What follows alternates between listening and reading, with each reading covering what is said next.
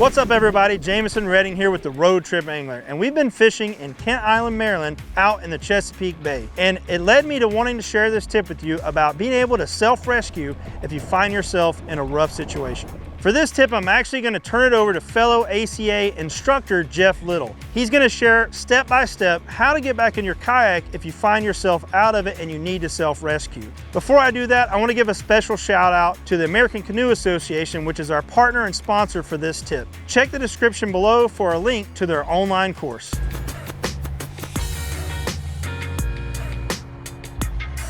Hey folks, kayak fishing has grown so much in recent years, such that unfortunately, kayak anglers represent the bulk of paddle sports related deaths. The reboarding exercise I'm about to demonstrate and teach you could serve to save your life or the life of one of your kayak fishing buddies. What's critical is that you actually get out and practice this reboarding drill. What it's going to do is teach you the muscle memory and make it so that you're familiar with the body mechanics to get yourself back into your kayak if you flip it by accident. Having done this intentionally a couple times, it's going to make it so that if it happens by accident, you're not going to panic.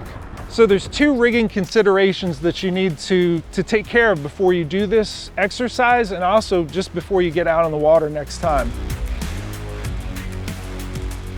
Kayak anglers really like to rig up a lot of stuff on their boats, from depth finders to anchors to rod holders. Everything goes on these rails that the kayaks come with. What's important is that you leave one side completely open so that when you're trying to get back in, you don't have something that's in the way of you launching back into the boat. The second consideration is that you need to get a tie-down strap, just the kind of strap that you use to secure your kayak to a roof rack or to your trailer. Keep that on your kayak in a way that it's easily accessible. We'll show you in a little bit where that's important in helping you flip the kayak back over to right side up, and also to use as a stirrup to get back into the kayak.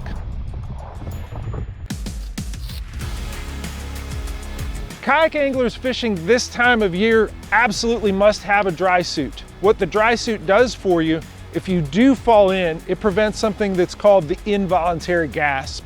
The involuntary gasp happens when a lot of cold water hits a lot of your skin at once and you go,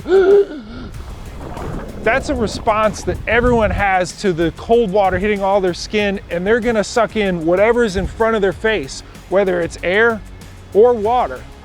If you bring a bunch of water into your lungs, you're already in trouble. You're already at a really high risk for drowning. So having the dry suit prevents that involuntary gasp. Any time of year, any depth that you're fishing in, you have got to wear the life jacket or PFD, mandatory equipment.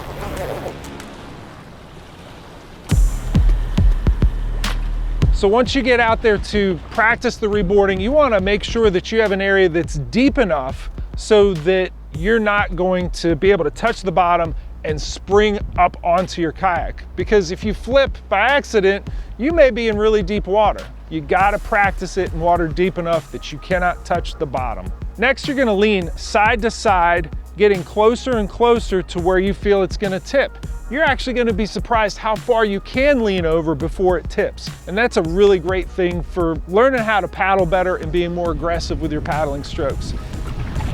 It's also going to teach you that point of no return.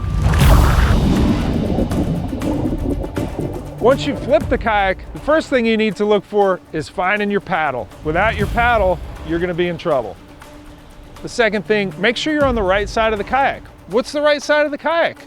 Well, if there's current or wind or something that's going to push you in the kayak towards an object, you want to make sure that you're not in between your moving kayak and that object getting ready to get crunched. So swim around to the other side and make sure that you don't get mashed. Sometimes you flip and your kayak is right side up, and sometimes it flips completely over. If that's the case and your kayak is upside down in the water, there's some things that you're going to need to do to make sure that you get it upright. In that case, that's when you're going to look for that strap we mentioned earlier. I tend to keep mine around the back of the seat frame.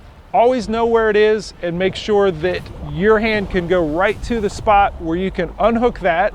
You're going to loop it around one of the handles on the sides. You're going to flop it over the kayak. You'll swim all the way around to the other side. Once you're on the other side of the kayak, grab that strap and pull it, flipping the kayak back upright.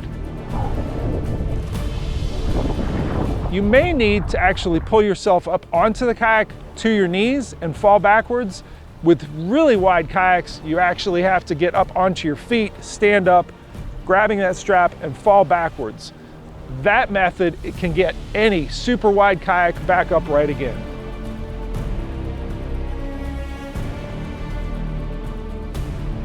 Now that the kayak is right side up, you need to get yourself back onto the kayak. Reach across the kayak and grab something like a handle. Get your feet up to the surface and kick like crazy while pulling your torso up over the rail. You will be facing the water. Simply roll over onto your butt, then position yourself back into paddling position on the seat. If the kicking method fails after several attempts, you may want to consider using that strap that we use to flip the kayak back over as a stirrup. You're going to want to make that strap smaller such that your dominant foot can go in it as a stirrup and you launch yourself up over the rail using that strap and your leg power to get back into the kayak.